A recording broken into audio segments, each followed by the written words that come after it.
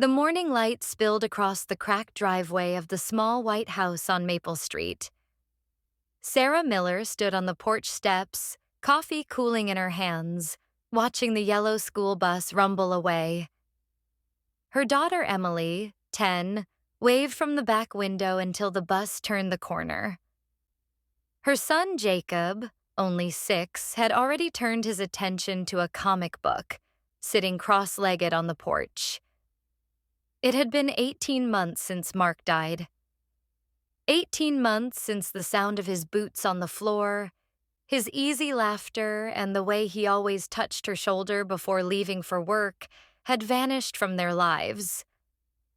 The accident, a truck on a wet highway, had stolen him from her in seconds. Now Sarah's world was smaller, quieter, held together by necessity and the fragile threads of her children's smiles. Bills piled up on the counter. The roof needed repair. The old Toyota's engine coughed like an asthmatic patient. She worked double shifts at the diner off Route 9, pouring coffee for truckers and lonely travelers, pretending the ache in her chest had dulled. Every night after the kids slept, she sat by the window, staring at the framed photo of Mark and the kids at Lake Michigan.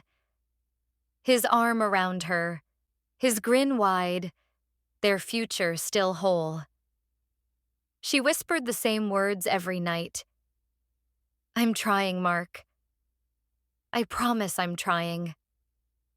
Winter came early that year in the small Illinois town. The first snow fell before Thanksgiving, and the wind off the lake cut through every layer of coat Sarah owned. She pulled overtime when she could, but the diner's business slowed in the cold. One afternoon, she got a call from the school. Emily had gotten into a fight. When Sarah arrived, she found her daughter sitting outside the principal's office, eyes red. "She called me poor," Emily muttered, twisting the frayed hem of her sweater. "Said my mom couldn't afford real clothes." Something broke in Sarah's chest. Not anger, but shame, sharp and quiet. She crouched down, brushed the hair from her daughter's eyes. "You're not poor, Em. We just don't have a lot right now." "That's different." But even as she said it, she wondered if it was true. That night, Sarah worked a late shift, and the diner was empty except for a trucker nursing his 4th cup of coffee. Her co-worker, Nancy, a woman in her 60s with kind eyes, sat beside her during break. "You can't keep doing this alone, hun," Nancy said softly. "You're burning both ends." Sarah laughed without humor. "What choice do I have?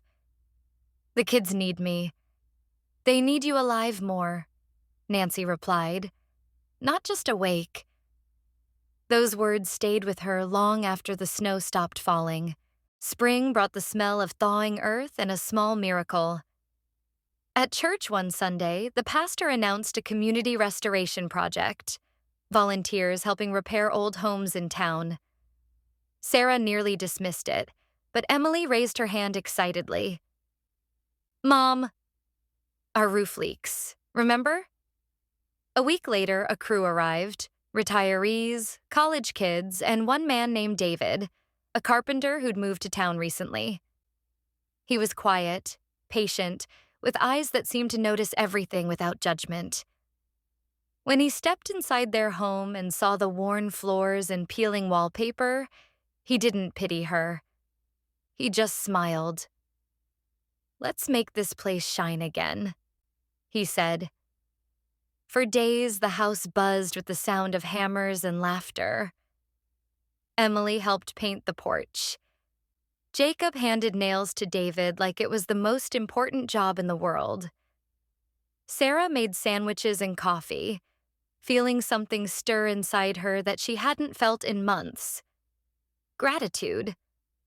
When David replaced the broken porch railing, he glanced at her and said, "You built a good home here." It just needed a little love again. That night, when she tucked the kids into bed, Emily whispered, "Mom, Today felt like when Dad was here. Sarah sat on the edge of her daughter's bed, holding back tears. Yeah, sweetheart, she said softly. It did, didn't it? Just when things started to feel lighter, life reminded her how fragile hope could be. One Friday evening, the diner called. The owner couldn't afford to keep all shifts. Hours were being cut. Sarah's name was on the list. Panic clawed at her throat. Rent was due in 2 weeks. She could already see the look on Emily's face when she told her they might have to move. But that night, as she sat at the table, David knocked on the door. I heard about the diner, he said. I've got a few carpentry jobs. Nothing big, but I could use a hand. Pays cash. Sarah hesitated. I don't know the first thing about carpentry. He smiled. You know hard work. That's enough. For the next few weeks, Sarah learned to sand wood, hold a drill, measure twice. She worked beside David, her hands blistered but her spirit slowly healing. They talked, not about loss, but about life. He told her he'd lost his wife to cancer years ago. You don't stop missing them, he said one afternoon. You just start living in a way that honors them. That night, Sarah cried quietly in the dark, not from pain, but from release. By summer, the house on Maple Street didn't look the same. The porch was new. The garden bloomed again. Wildflowers and marigolds Emily planted in mismatched pots. Neighbors began stopping by, not with pity, but with pies, paint cans, and laughter. The house became a gathering place for barbecues, birthday candles, and quiet evenings under string lights.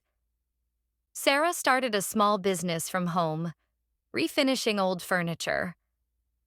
The first piece she sold, a refurbished oak table, earned enough to cover a month's bills. She framed the receipt like a badge of survival. One evening, as the sun set in a wash of pink and gold, David stopped by with lemonade. I think Mark would be proud, he said softly. Sarah nodded. I hope so. You've done something beautiful here, Sarah. She smiled, eyes glistening. No, she said. We did.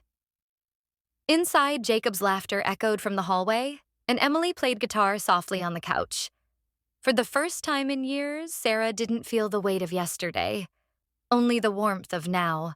On the second anniversary of Mark's death, Sarah found an old envelope tucked in one of his toolboxes, a letter addressed to her, written weeks before the accident. If you're reading this, it means I didn't make it home. Please don't let the kids grow up in my shadow. Let them see the world through your strength, not through my absence. And when it feels impossible, find light again, Sarah. Even if it's not with me. Tears blurred her vision. She read it aloud to the kids that night, and afterward they went outside together, releasing paper lanterns into the sky. As the lights drifted upward, Emily whispered, Do you think Dad can see us? Sarah pulled her close. I think he never stopped. Years passed. Emily graduated high school with honors. Jacob learned to fix old cars, his father's hands in his own. The house on Maple Street remained their anchor, weathered but strong, like the woman who refused to let grief define them. Sometimes, Sarah still sat on the porch at night, coffee in hand, watching the quiet street. She thought about how healing didn't come all at once. It came in moments. A child's laughter, a sunrise after a sleepless night, a new coat of paint on an old wall. When David asked her to dinner one evening, she smiled, not from loneliness, but from peace. Because she'd learned something sacred. You can lose everything and still find your way back home. Not to what was, but to what can be. The house stood as a testament, not of tragedy, but of transformation. On a warm summer day, a sign hung on the gate: Miller Restoration, Furniture and Home Renewal. Inside, Sarah sanded an old table while Jacob loaded supplies into the truck. Emily, now in college, helped paint a mural on the garage, a bright tree with deep roots and endless branches. As she stood back to admire it, Sarah felt the wind brush her face as though Mark himself was still there. Not as a ghost, but as a gentle reminder of all the love that remained.